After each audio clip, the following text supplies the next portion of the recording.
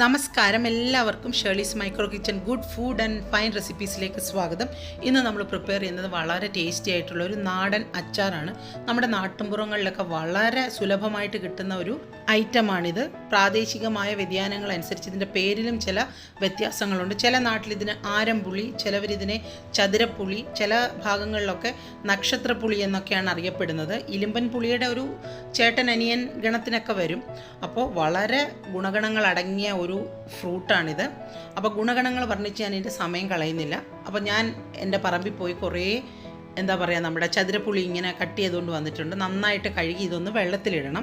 നമുക്കിതിൻ്റെ തലയും വാലും ഒക്കെ ഒന്ന് കട്ട് ചെയ്യാം. കൂടാതെ ഈ പ്രൊജക്റ്റ് ചെയ്തിരിക്കുന്ന ഭാഗവും ചെറുതായിട്ടൊന്ന് ചെത്തി കൊടുക്കാം. അതിനുശേഷം നിങ്ങളുടെ ഇഷ്ടമുള്ള വലിപ്പത്തിൽ നമുക്ക് ഇത് കട്ട് ചെയ്തെടുക്കാം. ഞാനൊരല്പം നീളത്തിലാണ് കട്ട് ചെയ്തെടുത്തിട്ടുള്ളത്.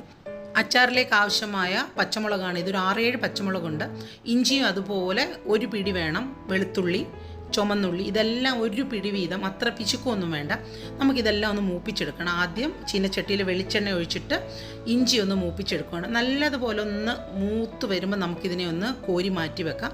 അതിനുശേഷം നമുക്ക് ഓരോന്നോരോന്നായിട്ടിട്ട് നമുക്കിങ്ങനെ ഫ്രൈ ചെയ്തെടുക്കണം.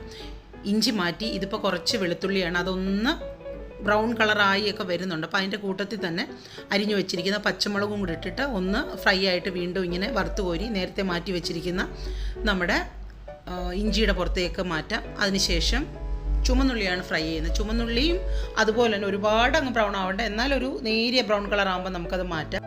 ഇനി നമ്മൾ ആ സെയിം ചീനച്ചട്ടി തന്നെ കുറച്ച് എണ്ണ ഒഴിച്ച് ഒന്ന് കടുക് പൊട്ടുമ്പോൾ അതിലേക്ക് കുറച്ച് മഞ്ഞൾപ്പൊടി ഇട്ടൊന്ന് മൂപ്പിച്ചെടുക്കാം. ഇനി ചേർക്കുന്നത് മുളക് പൊടിയാണ്. മുളക് പൊടി നിങ്ങളുടെ ആവശ്യത്തിന് ചേർക്കാം. ഞാനിപ്പോൾ ഇവിടെ കാശ്മീരി ചില്ലി പൗഡറാണ് ചേർത്തത്. ഒരു 2-2.5 ടേബിൾ സ്പൂണോളമൊക്കെ ചേർക്കാം. കുറച്ചും കൂടെ വെളിച്ചെണ്ണ ഞാനിപ്പോൾ ഒന്ന് ചേർത്ത് കൊടുത്തിട്ടുണ്ട്. ഇനി ഇതിലേക്ക് ആവശ്യത്തിന് ഉപ്പ് ചേർക്കാം. ഇനി ഒരു 1.5 ടീസ്പൂണോളം വറുത്ത് പൊടിച്ച ഉലുവാപ്പൊടിയാണ് ചേർക്കുന്നത്. അത്രയും തന്നെ നമ്മളിതിലേക്ക് കായപ്പൊടിയും വറുത്ത് പൊടിച്ചിട്ട് ചേർക്കുന്നുണ്ട്. ഇതെല്ലാം നല്ലതുപോലെ ഒന്ന് മിക്സ് ചെയ്തതിന് ശേഷം നമ്മുടെ ഇപ്പോൾ ഈ അരിഞ്ഞു വെച്ചിരിക്കുന്ന നമ്മുടെ ചതുരപ്പുള്ളി ഇതിലേക്ക് ചേർത്ത് കൊടുക്കുക. എന്നിട്ട് ഇത് നല്ലതുപോലെ ഒന്ന് മിക്സ് ചെയ്യണം. ഇതിന് ശേഷം നമ്മളിതിലേക്ക് ചേർക്കാൻ പോകുന്ന നേരത്തെ നമ്മൾ ഫ്രൈ ചെയ്ത് മാറ്റി വെച്ചിരുന്ന നമ്മുടെ എല്ലാ ഇൻഗ്രീഡിയൻസും കൂടെ ഇതിലേക്ക് അങ്ങ് ചേർക്കാം. ആവശ്യത്തിന് കറിവേപ്പിലയും ചേർത്തതിന് ശേഷം നല്ലതുപോലെ ഒന്ന് മിക്സ് ചെയ്തെടുക്കാം.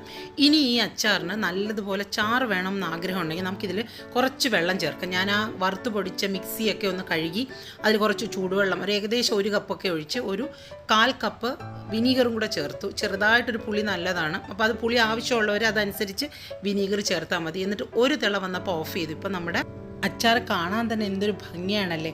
അപ്പോൾ നിങ്ങൾക്ക് എല്ലാവർക്കും ഈ സിമ്പിളായിട്ടുള്ള അച്ചാറിൻ്റെ റെസിപ്പി ഇഷ്ടമായി കാണുമെന്നാണ് ഞാൻ പ്രതീക്ഷിക്കുന്നത്. അപ്പോൾ എൻ്റെ ഈ ചാനലും കൂട്ടത്തിൽ ഇഷ്ടമായാൽ ഒന്ന് സബ്സ്ക്രൈബ് ചെയ്യുന്ന കാര്യം തീർച്ചയായിട്ടും പരിഗണിക്കുക. അപ്പോൾ മറ്റൊരു റെസിപ്പി അല്ലെങ്കിൽ വ്ലോഗുമായി വരുന്നത് വരെ എല്ലാവർക്കും bye from Shirley's micro kitchen.